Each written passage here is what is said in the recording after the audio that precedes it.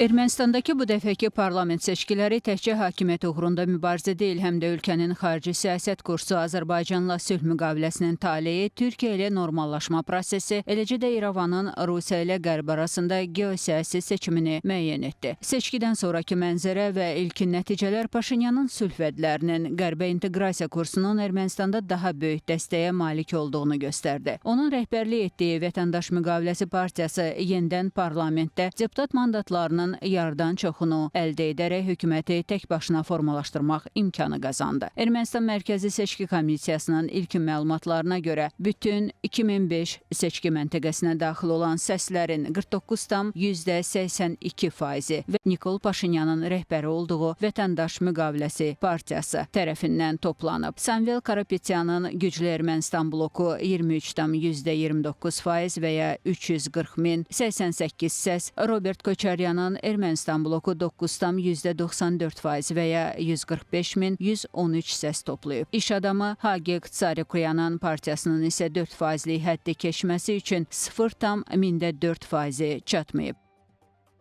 Mərkəzi Seçki Komissiyasının ümumiləşdirdiyi nəticələrə, eləcə də tətbiq olunan müxtəlif hesablamalara və düsturlara əsasən parlamentdə mandatların bölüşdürülməsi aşağıdakı kimi baş tutacaq. 64 mandat Vətəndaş Müqaviləsi partiyasına, 29 mandat güclü Ermənistan blokuna, 12 mandat Ermənistan blokuna çatacaq. Bu şərtlər altında Vətəndaş Müqaviləsi partiyası hökuməti tək başına qura biləcək. Parlamentdə 5də 3 səs çoxluğu əldə edəcək, amma qanunverici orqanda 3də 2 səs çoxluğu əldə etmək üçün Vətəndaş Müqaviləsi partiyasının 6 mandatı çatışmır. İstənilən halda görünən odur ki, erməni xalqı Paşinyana Azərbaycanla sülh prosesini davam etdirmək üçün yaşıl işıq yandırıb. Təsadüfi deyil ki, seçkidən sonra da Paşinyanın xüsusi qabartdığı məsələlərdən biri elə Azərbaycanla sülh prosesini davam etdirməsi ilə bağlıdır. Ermənistandakı parlament seçkilərinin nəticələri ictimaiyyətin sülhə və regional əməkdaşlığa dəstəyini nümayiş etdirir. Türkiyə və Azərbaycan cəmiyyətlərinə mesajım budur. Ermənistan xalqı sülhə və regional əməkdaşlığa səs verib.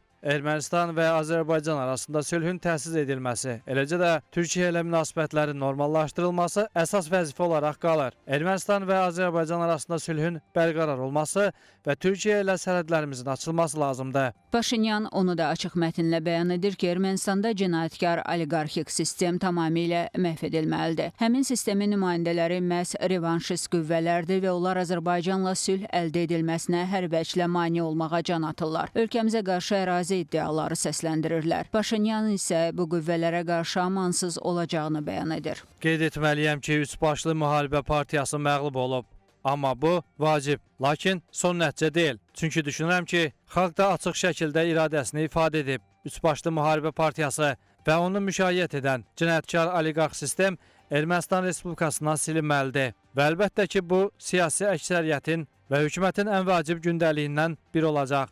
Azərbaycanla sülh müqaviləsinin imzalanması üçün Ermənistan konstitusiyasında dəyişikliklərin edilməsi, bu sənəddə ölkəmizə qarşı ərazi iddialarının aradan qaldırılması əsas şərtdir və rəsmi Bakının yanaşmasının tamamilə haqlı olduğunu Paşinyan özü də dəfələrlə etiraf edib. Lakin son parlament seçkilərinin nəticələrinə əsasən hakim partiya konstitusiya dəyişiklikləri üçün lazım olan 3də 2 səs çoxluğu əldə edə bilməyib. Ermənistan konstitusiyasının 202-ci maddəsinə əsasən konstitusiya dəyişikliyi ilə bağlı referendum üçün parlamentdə azı 3də 2 səs çoxluğu tələb edilir. Paşinyanın liderlik etdiyi partiya isə qanunverici orqanda bu qədər səsə malik deyil. Bəs bu halda Paşinyanın və komandasının 2020-ci ildən hazırlaşdığı konstitusiya dəyişikliyi necə baş tutacaq?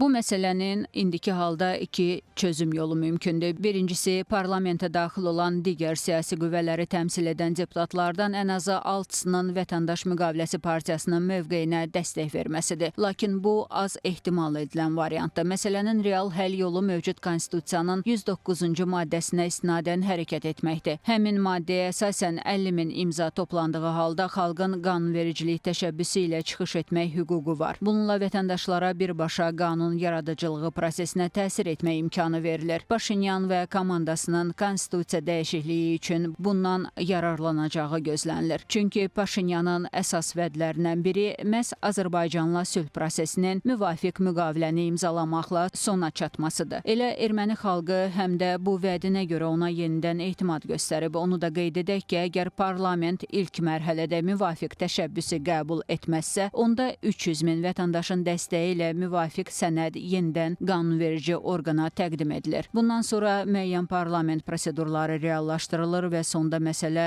referenduma çıxarılır. Beləliklə, parlament seçkilərində qalib gələn Paşinyan vədinə sadiq qalaraq konstitusiya dəyişikliyinə gedə bilər. Bunun üçün onun əlində imkanlar var və gələn ilin ilk yarısınadək bu prosesin də sona çatma ehtimalı yüksəkdir.